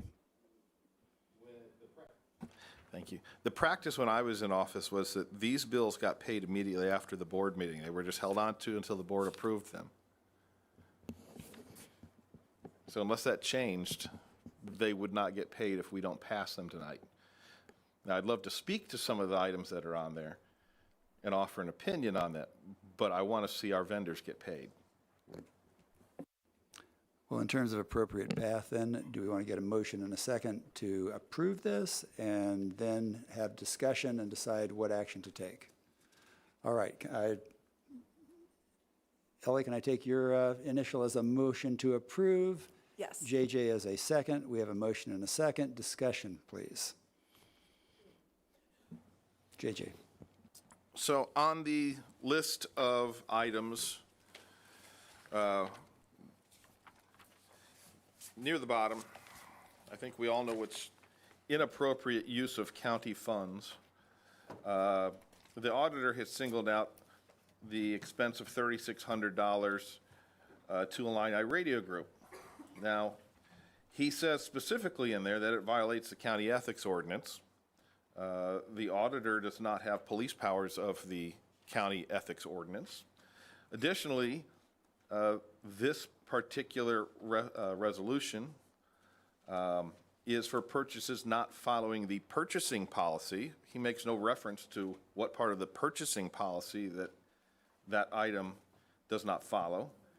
And additionally, the state's attorneys reviewed the advertisements. They are education items. And this is just an opinion of the auditor. It is not factual. It should not be on this report. And I think we should call him out for not being factual and correct in his report. That said, I think we should pay our vendors. And so I will be supporting passing this to pay our vendors. Thank you. Or excuse me, Beth. Is it possible to amend the description of this, or is that not allowed during a talk? Can the board simply strike that particular item? Well, if you strike that item, then it's not been paid. No, I'm not saying strike the item, I'm saying correct the description. The correct description would be, this is not a violation of county purchasing policy. Yes. Can we amend? I don't know that we can amend someone else's work, though. We wouldn't do that to any other elected official. I don't know that we should do that with the auditor either.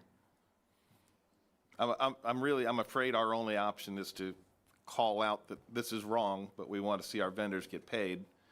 And I imagine we're going to see this every month now through the election. And I'll probably repeat myself every month through the election. Stephanie. I hear what JJ is saying. I would appreciate it a great deal. I would like to vote no on this, just so that somebody's voting no, and I think as finance chair, it makes sense that it's me. I do agree with JJ, we need to get our vendors paid. This is not this is so inappropriate. Also, though, I wanted to mention, and I apologize, I meant to mention this in caucus and I didn't. The ones that are above are also incredibly concerning. Jamala came to me months ago and said there are attorneys who aren't getting paid and they're getting really frustrated, right? And so I talked to admin and with the auditor's office, they added a column so we could see, hey, when invoices come in, right? So that we have a sense of how long things are until they get paid. And I said, don't we have a 30-day pay policy? And everybody was like, yeah. So, and we've been seeing these every month that they're, now again, I'm not saying that, I don't know why these ones didn't get paid. Maybe they fell in a crack. Maybe the circuit clerk's office for some reason didn't get them to him. But his job is to see, you know what I'm saying? He has access to all of our contracts and everything like that, right? His job is to tell people, hey, listen, we're on a 30-day pay. You got to get your bills in. There are attorneys who've been waiting to get paid for 15 months. That's 1,400 times longer than it should have taken. And I've been on this board. I have never seen every month we have stuff in that category. I have never seen it like that until this year.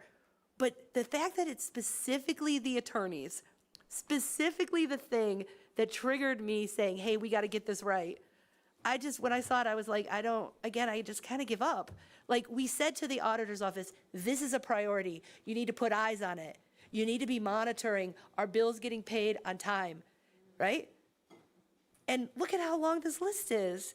I mean, I don't know what exactly Meyer Capel Law Office does for us, but if I was them, I'd be like, you know what, I'm good, county, I don't want to work for you no more, right? Because like at some point, you can't just be waiting to get paid. Beth. So there's also a column that says paid to date on these.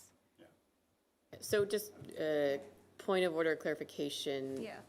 These are paid, is my understanding. I know for sure the radio one is paid because Yeah. I walked that through the process myself. So I think for your concern, we might need to clarify how this is working with the auditor's office, just separate of this conversation, but it's been paid, so, yeah. So we can decide to not vote for this to be. I'm not gonna comment on that. I know the radio one has been paid, so. So our vendors are not in any danger of not seeing this money if we say no to these.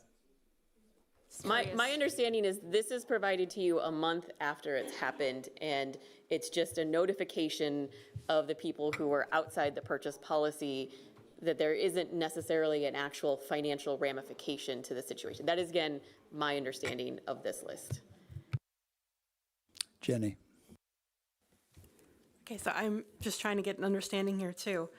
If we have been in consultation with the state's attorney's office, we know that this radio purchase was not outside of purchasing policy, then why would we not vote no? Like what effect would we have is what I'm, like, would that send the message that we're saying that absolutely is within purchasing policy, or is there something I'm missing? I just want to make sure I'm understanding. Eric? I think we've established many, many times tonight that we're not happy with the work of the auditor in many different forms, and I'd just like to call the question so that we can move forward in the agenda. Not seeing a second yet, so JJ? Michelle, you said for sure that radio ad is paid because it is not marked with the double asterisks on here, saying it's been already paid. I just want to make sure of that. If it's the one way I think it is, and it's the only one that I can think it can be, I delivered the check myself. Okay. So. Okay. Yeah. All right, sorry, thank you about that. All right. Well, we have questions called, all in favor? I want a roll call on this one. Excuse me, do I need a roll call, or we need to have a 3/4? I think this is just a majority. Is it a simple majority for call the question? So, Okay. okay, but just so that I understand, we had a motion to sever, like, right, we had a motion to take these, we didn't, so we're just voting up or down for the whole thing, okay. All right, could I have a roll call, please? This is for approving purchases not following purchase policy. Pugh. No. Rodriguez. No. Sexton. Smith. No. Straub. No.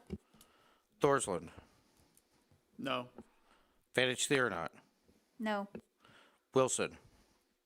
No. Cohort. Yes. Esri. No.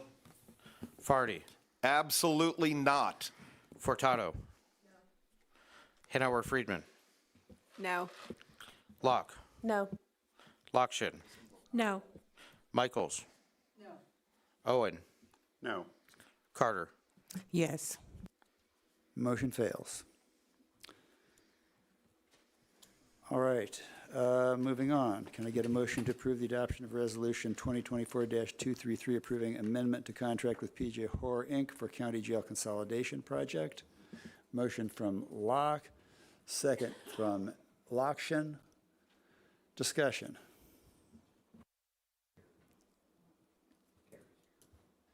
Do you have questions for Carrie?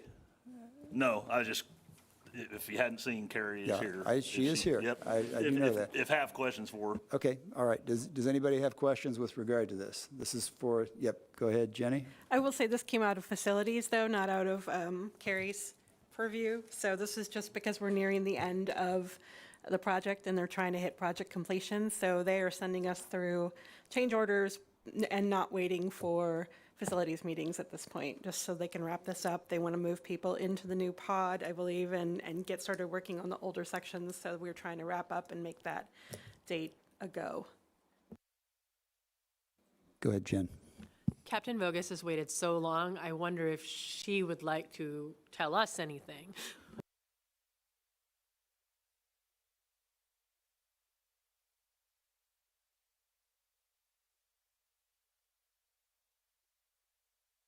Because I'm interested to be able to answer questions if you guys have it, so. Samantha. Thank you for the tour. I think it looks really nice. You had also mentioned that you wanted to put some inspirational quotes on the wall. And I did check that out for you.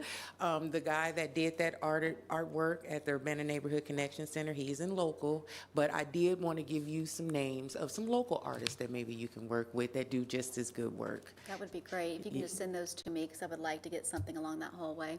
Thank you. So, thank you. I sure will. Jeff. Thanks, Steve. Not a question, just a statement. For those that are listening, still listening, or want to watch this like 10 years from now, I do want to say that PJ, however I say this, Incorporated, or Incorporated, and Facilities Group have done a wonderful job bringing this project, as well as the Bennett Center, to this point. There have not been any casualties, anybody hurt, and it will be a benefit to the county. So I want to just say that for those that are listening, say, what are you guys doing? I just want to put a shout out for the contractor and the Sheriff's Department and the cooperation of the county board to get this project where it is today.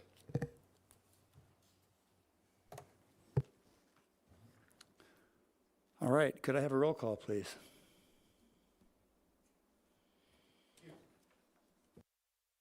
Yes. Rodriguez. Yes. Sexton. Smith. Yes. Straub. Yes. Thorsland. Yes. Vanish Theodot. Yes. Wilson. Yes. Cowart. Yes. Esri. Yes. Farty. Yes. Furtado. Hanauer Friedman. Yes. Locke. Yes. Lockshin. Yes. Michaels. Owen. Yes. Carter. Yes. Motion passes. Thank you. Can I get a motion to approve adoption of Resolution 2024-234, authorizing acceptance of Head Start and Early Head Start Grant 05CH012823- Don has the motion. Do I have a second? Second, Ellie. Thank you. All right. Is there any discussion? Seeing none, all in favor signify by saying aye, please. Aye. Motion passes. Thank you. I appreciate that. Can I get a motion to approve the adoption of ordinance 2024-11, providing for the issue of not to exceed $8,800,000 general obligation refund bonds, public safety sales tax, alternate revenue source for the purpose of refunding certain outstanding alternate bonds, providing for the pledge of public safety sales tax, and the levy of direct annual tax sufficient to pay the principal and interest on said bonds, authorizing the sale of said bonds to the purchaser thereof. Motion from Diane, second from Jen Straub. Is there discussion? Seeing none, all signify by saying aye. Aye. Opposed, same sign. Motion carries. All right, now we go to item what I thought was number 1, which is apparently I. It's a resolution honoring Mr. Andrew Hall, requesting adoption of this resolution 2024-235. I'll go ahead and read the resolution. Whereas the International Apprentice Competition is a 5-day contest featuring apprentices from the United States, Canada, and Australia who are chosen by their locals and compete at state, regional, and district levels before qualifying for the international competition. And whereas the contestants are divided by their craft, each district provides their best welder, pipe fitter, sprinkler fitter, plumber, and HVAC technician. They're then tested on their skills, knowledge, and abilities in a series of activities and assignments. Whereas Mr. Andrew Hall, a member in good standing of UA Local 149, Plumbers and Pipe Fitters of Savoy, Illinois, has performed work locally for United Mechanical in Champaign, Illinois, competed and qualified for the international competition. And whereas Mr. Hall outperformed over 50,000 other apprentices from the United States, Canada, and Australia, and won the UA International Apprentice Contest on August 15th, 2024. And whereas Mr. Hall is the first local member of UA Local 149 to win the local, state, national, and international competitions, therefore, be it resolved by the Champaign County Board that the County Board does hereby honor the achievements of Mr. Andrew Hall, and further resolved that the County Clerk transmit a certified copy of this resolution to Andrew Hall, Plumbers and Pipe Fitters Local 149, 1005 North Dunlap Avenue, Savoy, Illinois. Presented, adopted, approved, and recorded this 19th day of September 80, 2024. Can I have the motion? Motion by JJ, second. Sorry. Yes, second by Mr. Pugh.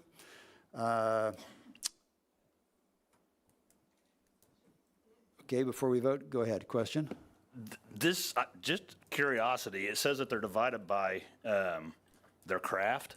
I just wondered, I mean, not that it matters to me because it's awesome no matter what, but it mentions, their craft, welder, pipe fitter, sprinkler fitter. Does anyone by chance know which one specifically? I mean, just, that was my curiosity. I mean, but it's awesome no matter what, so. Either a plumber or a pipe fitter, because he's part of the plumber and pipe fitters union. Yeah, His I mean, craft is- there are, I think he has to compete. Yeah. but it says they're divided out, so that was my, Well, There was a Facebook post about this about a month ago, so I can find it and show it to I you. mean, it's awesome no matter what, but I was just a little bit more curious, just specific, because that was just my only point. It's awesome no matter what. I believe as Brett mentioned, he is, I think, a pipe fitter. I believe he's working in the Pacific Northwest now as a traveling fitter. I should have done a different job in how I worded that. Sorry about that. Anyway, we have a motion and a second. All in favor signify by saying aye. Aye. Opposed, same sign. I do want to add, part of the reason I wanted to bring this resolution forward separately, as part of the effort the county has made to try and increase diversity, participation in our projects, and diversity within the crafts, we really need to shout out to the plumbers and pipe fitters. Their last year's graduating class of apprentices was 26% minority, which far exceeds anything that they've ever done before. And their incoming 2024 apprentice class is 20% minority. So some crafts are falling down on this. This is not one that is. They're doing a very, very good job in terms of trying to build diversity within their craft. All right. Okay. We've gone past the ARPA was moved. So we are now grant coordinator update, which you have in your packet. So Kate is not here, but it's a pretty thorough examination of the work that she's done. I think the county is very lucky to have her in the position she's in, and we've already gotten some grants that we never would have had before without her effort. So I appreciate the ability to have her on my staff. Thank you.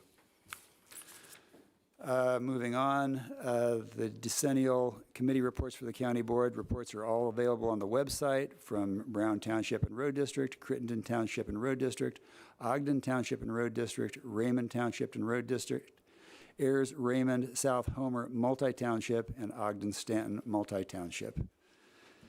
Seeing as we have no other business, this meeting is adjourned. Thank you, folks.